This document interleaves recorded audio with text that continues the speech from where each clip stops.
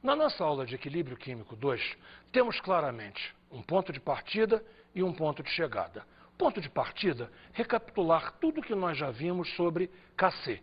Ponto de chegada, chegarmos no princípio de Le Chatelier, que é quem vai nortear tudo o que veremos de equilíbrio daqui para frente.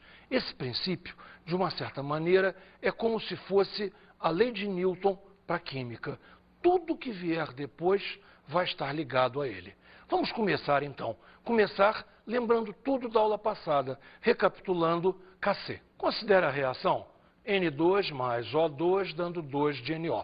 N2 e O2, primeiro membro, como se fossem reagentes. NO, segundo membro, como se fossem produtos. Qual é a expressão de Kc?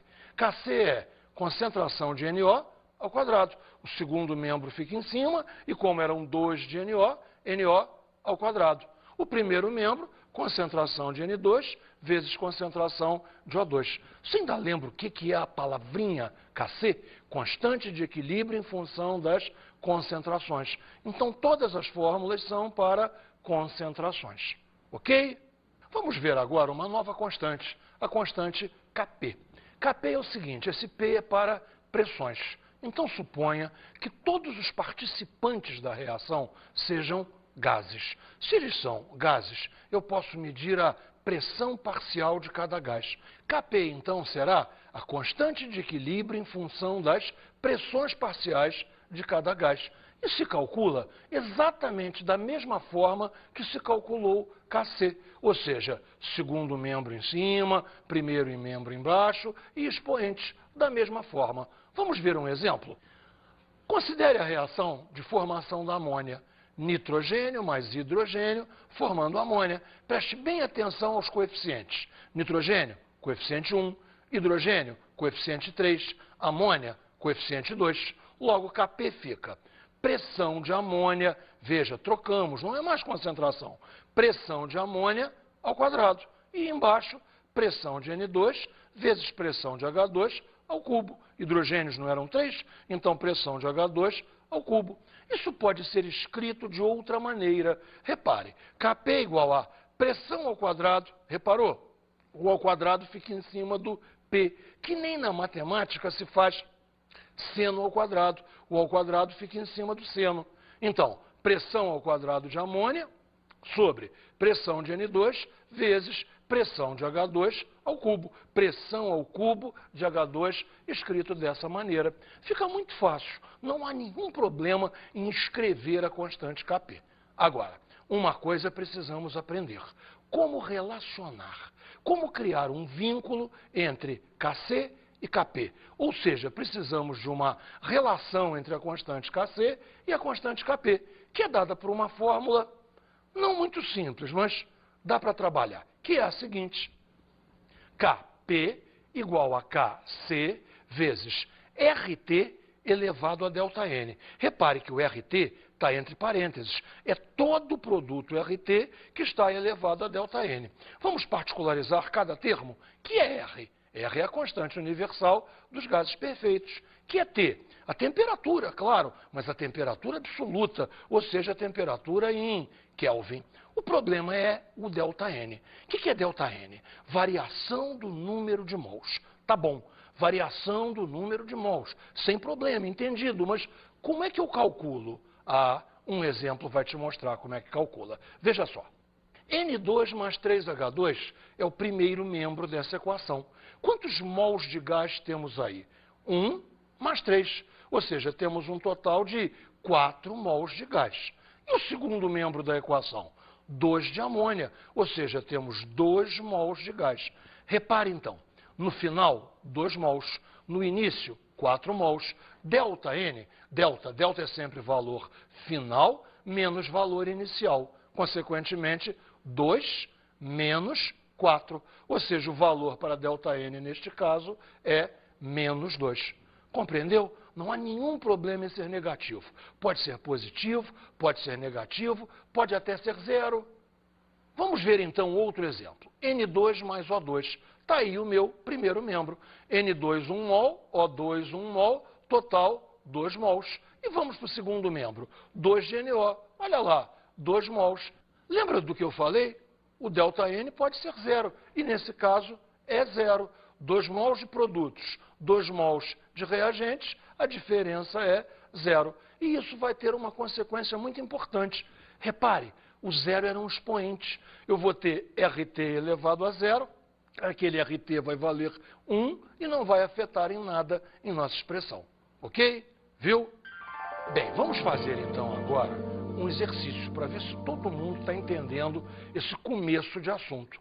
E quem vai nos ajudar a resolver o exercício é a Aqua, a querida gotinha da química. Vamos ao exercício?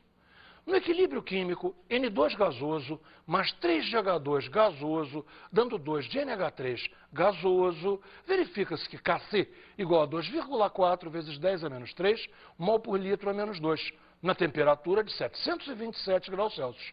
Calcular o valor de Kp.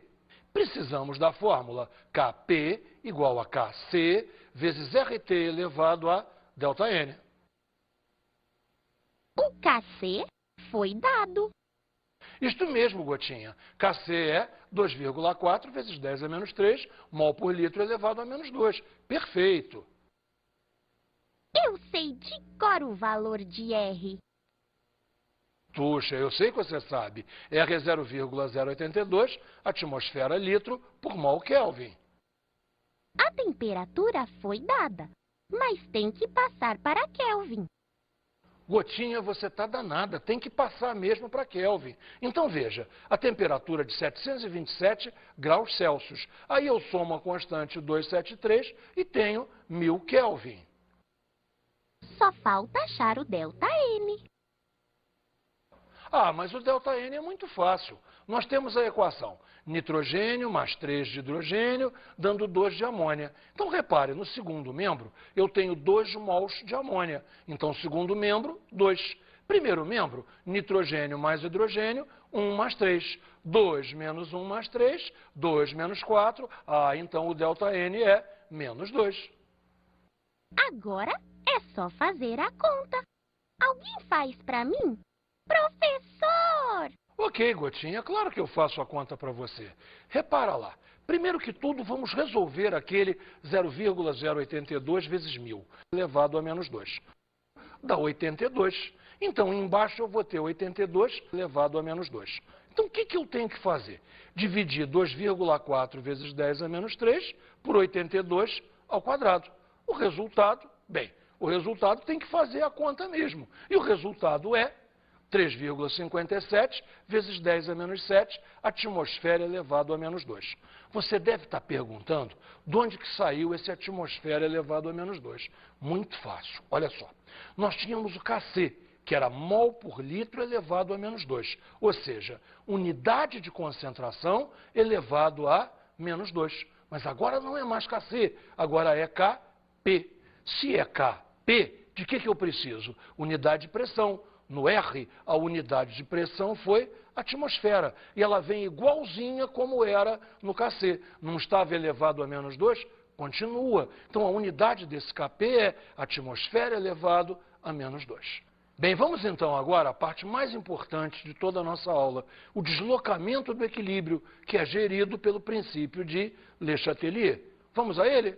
Se uma força externa atua sobre um sistema em equilíbrio, este se deslocará no sentido de minimizar a ação desta força. Todo mundo decora isso dizendo: o sistema é contra. Todo mundo e eu também. É, Gotinha, todo mundo guarda assim mesmo. Todo mundo guarda dizendo que o sistema é contra. O sistema é contra o quê? É contra a ação que eu fizer nele. Por exemplo, deixa eu dar ideias simples. Se eu aumento a pressão, o sistema vai tentar, de alguma maneira, diminuir a pressão. Se eu esquento, ou seja, se eu aumento a temperatura, de alguma forma o sistema vai tentar baixar a temperatura.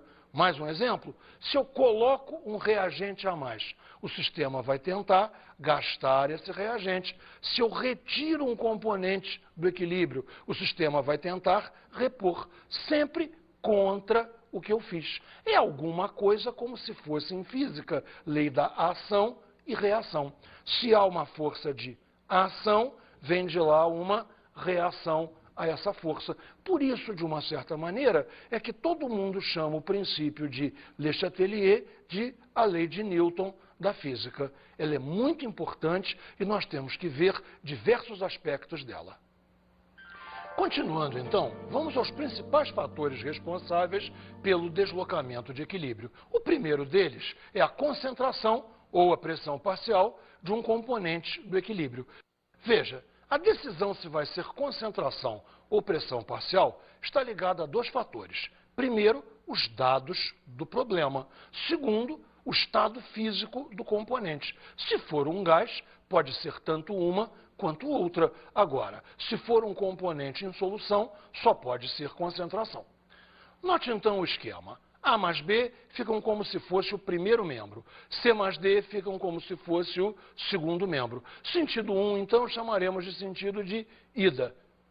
O sentido 2 chamaremos de sentido de volta. Então, repare, a adição de A ou B favorece a reação 1, favorece o sentido de ida. O equilíbrio é deslocado para a direita. Já a adição de C ou D favorece a reação 2, que na verdade é o sentido de volta. Logo, o equilíbrio é deslocado para a esquerda. Agora, retiradas. A retirada de A ou B favorece a reação 2. Por quê? Porque o sistema vai tentar repor esse A, repor esse B, voltando consequentemente o sentido. Ou seja, o equilíbrio é deslocado para a esquerda. Agora, a retirada de C ou D favorece a reação 1. Veja, eu retirei C, retirei D, o sistema vai repor C ou D. Logo, o equilíbrio é deslocado para a direita. Resumindo então, pessoal, vamos repassar tudo o que falamos no esquema. Olha só, eu adiciono A. O que o sistema vai fazer se eu adicionei A? Gastar esse A. Para gastar A, sentido 1. Da mesma forma, se eu adicionar B. Agora, eu adicionei C. O que o sistema precisa? Gastar C. Para gastar C, sentido 2, sentido de volta. Da mesma forma, se eu adicionar D, vamos gastar D. Então, vamos para lá, sentido de volta. Bem, as retiradas são um pouco mais complicadas. Eu tenho a certeza que sempre é possível adicionar. Retirar nem sempre é possível. Imagine uma situação boba. Eu tenho café com leite e quero tirar só o leite. Que dificuldade! Mas, supondo que é possível retirar um único componente, observe, se eu retirar A ou B, o sistema vai repor A e B, vai fazer A e B. Então, repõe sentido 2. Se eu retiro C ou retiro D, o sistema tem que repor C e D. Consequentemente, para repor, sentido 1. Não é difícil, é só estar atento e ver o que aconteceu e a consequência. Se foi colocado, tem que ser gasto. Se foi retirado, tem que ser reposto. Vejamos então a influência da pressão total sobre o sistema. Repara, esse é um ponto crucial que você vai ter que entender muito bem. Se eu aumento a pressão total, o sistema vai tentar reduzir a pressão total. Como é que é possível reduzir pressão total? Só de uma maneira, reduzindo o número de mols de gás do sistema. É a única maneira, é baixar o ΔN, baixar o número de mols de gás. Ao contrário, se eu diminuo a pressão, o sistema vai tentar aumentar a pressão. Como? Aumentando o número de mols de gás do sistema. Veja comigo neste sistema em equilíbrio. Nitrogênio mais hidrogênio fornecendo amônia. Repare o primeiro membro. 1 mol de gás, 3 mols de gás, total de 4 mols de gás. No segundo membro, 2 mols de gás. Então veja, o sentido 1 provoca uma diminuição do número de mols de gás, de 4 para 2. Voltando à equação, repare, eu aqui tenho 2 mols. Aqui eu tenho 4 mols. Se eu estou indo no sentido 2, eu estou indo de 2 para 4. Ou seja, o sentido 2 faz um aumento do número de mols, de 2 para 4. Perfeito? Logo, como vai funcionar a pressão total? Se eu aumento a pressão total, o sistema tenta diminuir a pressão total. Como? Tem que diminuir o número de mols. O número de mols tem que ir de 4 para 2. Isto aí favorece a reação 1, ou seja, o equilíbrio é deslocado para a direita. Ou seja, moral da história, se eu quero fazer muita amônia, eu tenho que trabalhar em alta pressão, porque a amônia é feita no sentido 1. Se eu tenho que fazer muita amônia, eu tenho que deslocar no sentido 1. Pressão alta. Para combater a pressão alta, o sistema diminui o número de mols. Consequentemente, faz amônia, que na verdade é o que eu quero fazer. Assim sendo, se eu sou o feliz possuidor de uma fábrica de amônia, eu tenho que dar a ordem para que a minha fábrica só trabalhe em pressão alta. Você está vendo a terrível relação que tem entre princípio de Le Chatelier e fabricação e, consequentemente, economia? Princípio de Le Chatelier move a indústria. Logo, a diminuição da pressão favorece a reação 2, porque se eu diminuo a pressão, o sistema vai compensar isso tentando aumentar a pressão, aumentando o número de mols, passando então de 2 para 4. Isto é o sentido 2, isto é a reação de volta. Então, repare, o equilíbrio é deslocado para a esquerda. Entendido isso, vamos ver agora o principal fator de deslocamento de equilíbrio, que é a temperatura. Repare, se eu estou falando em temperatura, eu tenho que falar em duas coisas. Eu tenho que falar em reações exotérmicas e tenho que falar em reações endotérmicas. Exo é para fora. Uma reação que libera calor para fora, libera calor, vai esquentar o meio ambiente. Ao contrário, uma reação endotérmica absorve calor, retira calor ao meio ambiente, logo vai esfriar o meio ambiente. Então veja, se eu tenho uma reação exotérmica, ela faz a temperatura aumentar. Se eu tenho uma reação endotérmica, ela faz a temperatura diminuir. Mas veja, eu tenho que conjugar isso com o fato de que o sistema é contra. Se o sistema é contra, observe como é que eu vou raciocinar. Se eu aumentei a temperatura, o sistema vai reagir. Vai reagir como? Tentando baixar a temperatura, ou seja, usando o calor que eu forneci para fazer uma reação endotérmica. Sempre, então, o aumento de temperatura favorece a reação endotérmica. E o contrário é verdade? Claro que o contrário é verdade. Observe, se eu diminuo a temperatura, eu diminuí, o sistema é contra, vai tentar esquentar, vai tentar aumentar a temperatura. Logo, a diminuição de temperatura favorece a reação exotérmica. É esse jogo que nós temos que ver quando analisarmos uma reação. Claro que temos que ter, então, o ΔH, para sabermos se a reação é endotérmica ou exotérmica. Me acompanhe neste exemplo da amônia. Nitrogênio mais hidrogênio fazendo amônia, nos dois sentidos, 1 e 2, o ΔH se refere sempre ao sentido de ida, ou seja, o sentido 1, o sentido de ida, o sentido de escrita natural é que está dado aqui.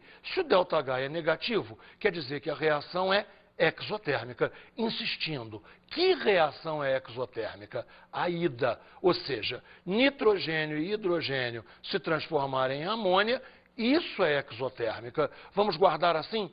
Fazer amônia é exotérmico. Logo, o sentido 1, reação exotérmica. Consequentemente, sentido 2, reação endotérmica. Perfeito? E agora vamos analisar o aumento da temperatura. O aumento da temperatura favorece que reação? Vamos ver se você entendeu. Se eu aumento a temperatura, eu estou favorecendo a reação que vai fazer a temperatura baixar. E qual é a reação que faz a temperatura baixar? Claro, você lembra, é a reação endotérmica. Então, o aumento da temperatura favorece a reação endotérmica.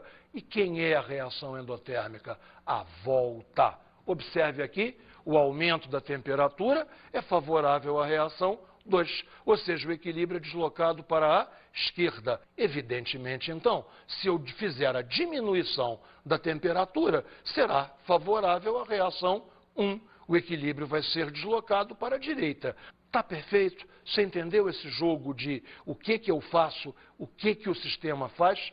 Isso é essencial à resolução de qualquer exercício. Botei essa dica aqui para você não cair em pegadinha nenhuma. Olhe lá.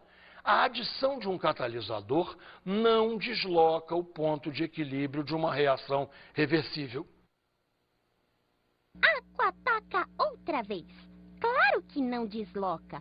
Um catalisador faz o equilíbrio ser atingido mais rapidamente. Se o equilíbrio já foi atingido, o que o catalisador afetaria? Eu sou muito esperta. Está na hora de fazer exercício. E eu vou te convidar a me ajudar direto nesse exercício inicial. O primeiro exercício, então, é Kc para a reação A gasoso mais B sólido, dando C gasoso mais D gasoso, a 127 graus Celsius, é igual a 49 mol por litro. Qual o valor de Kp nestas condições? Vamos lá?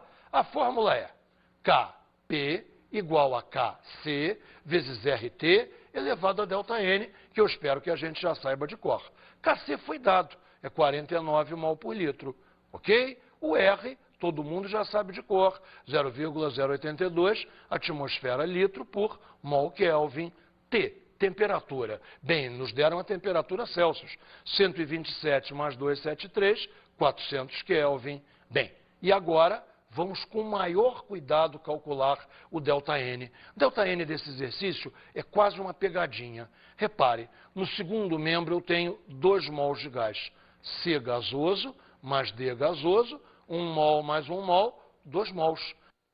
Mas, no primeiro membro, somente A é gasoso, B é sólido. Então, B não conta como gás. 1 mol apenas, 2 menos 1, 1. É imenso número de pessoas que nesse exercício coloca ΔN igual a 0.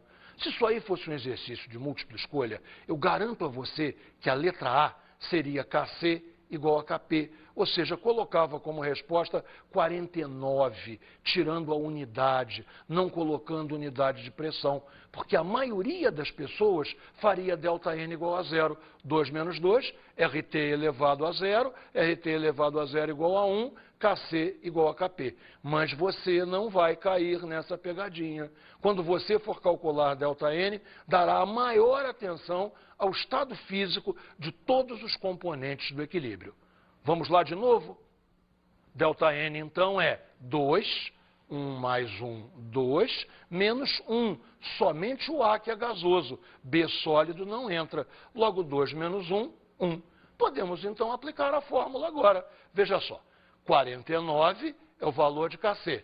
0,082 vezes 400 elevado a 1. Se o expoente é 1, conta normal. 49 vezes 0,082 vezes 400. Kp, então, dá 1607,2.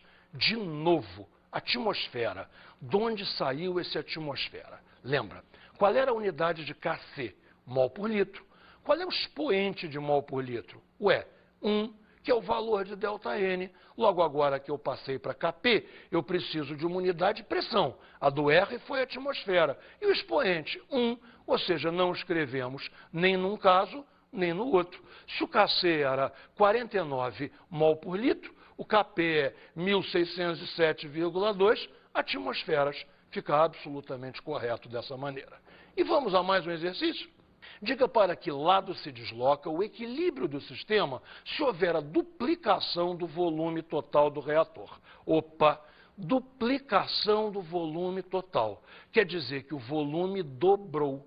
Se o volume dobrou, o que está acontecendo na verdade? A pressão está caindo. Se o volume dobra, a pressão deveria se reduzir à metade. Mas, você lembra, o sistema é contra. Se o sistema é contra, ele vai tentar influenciar o ΔN. Se eu estou aumentando o volume, eu estou diminuindo a pressão. O que o sistema vai fazer? Tentar aumentar o número de mols. Confere comigo. H2 mais Cl2, dando 2 de HCl. Tudo é gás. Gás, gás, gás. Quanto é que vale ΔN nesse caso, pessoal? 2, 1 mais 1, não há nenhum sólido à vista, não há nenhum sólido à vista. 2 menos 2, ΔN é 0. Se ΔN é 0, o pobre do sistema não tem do que ser contra. Nenhum lado faz aumentar o número de mols ou diminuir. Logo, a reação não tem influência de pressão, não sofre nada com a pressão. E o equilíbrio não se desloca para lado nenhum. O que é, de uma certa maneira, um complicador para a resposta. Porque se perguntam para que lado se desloca, a pessoa quer dizer alguma coisa. Vai para lá, vem para cá. A pessoa não gostaria de falar que não vai para lado nenhum. E essa é a resposta correta. E o examinador sabe disso e tenta te pegar com esses detalhes. Vamos à reação de baixo.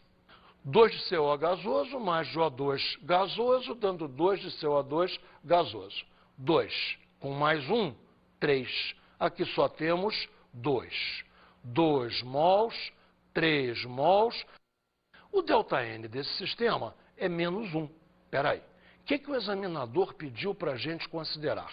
Duplicação do volume, consequentemente, redução da pressão.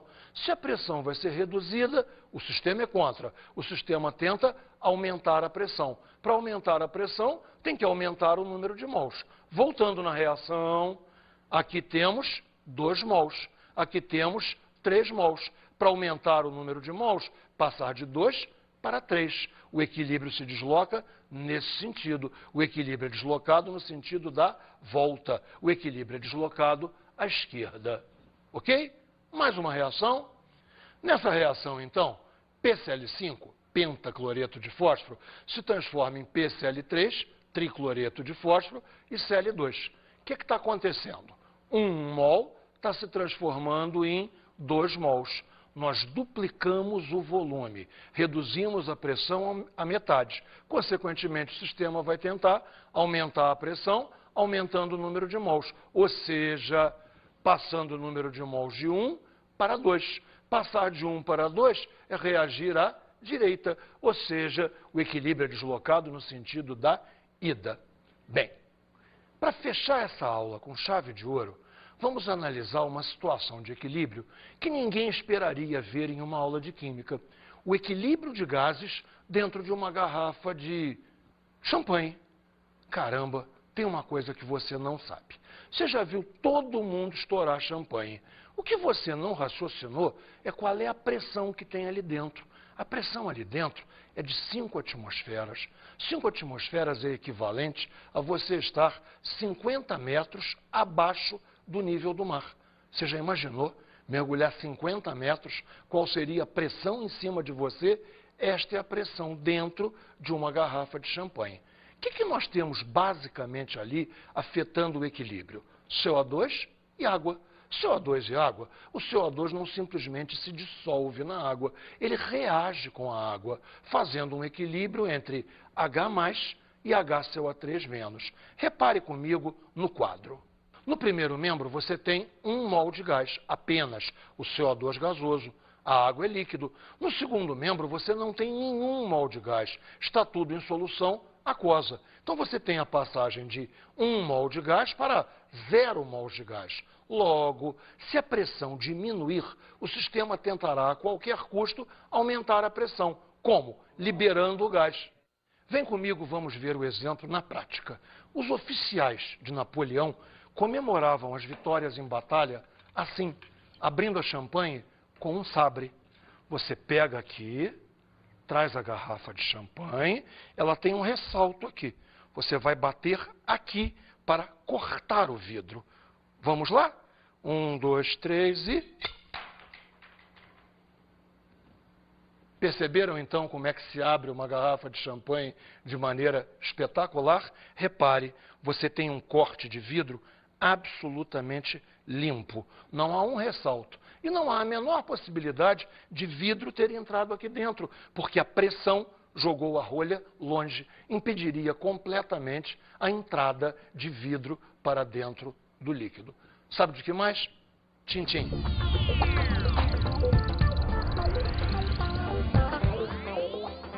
Bem, neste caso de hoje, a minha dica de estudo para você é uma só. Resolver a maior quantidade de exercícios que você puder, pois tenha certeza, esse esforço é recompensado. pelo número de questões que aparecem em prova envolvendo o princípio de Le Chatelier. Isto é absolutamente fundamental para você continuar o seu estudo de química. Toda a indústria está apoiada no princípio de Le Chatelier. Bom serviço para você e muitos exercícios.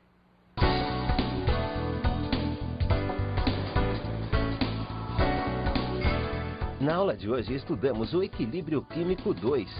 Que foi basicamente estudar a constante Kp e estudar a fundo o princípio de Le Chatelier. Vimos os principais fatores responsáveis pelo deslocamento do equilíbrio, que são a variação da concentração de algum componente, a variação da pressão total sobre o sistema e a variação da temperatura. Vimos ainda que um catalisador não afeta o ponto de equilíbrio de um sistema. Bons estudos!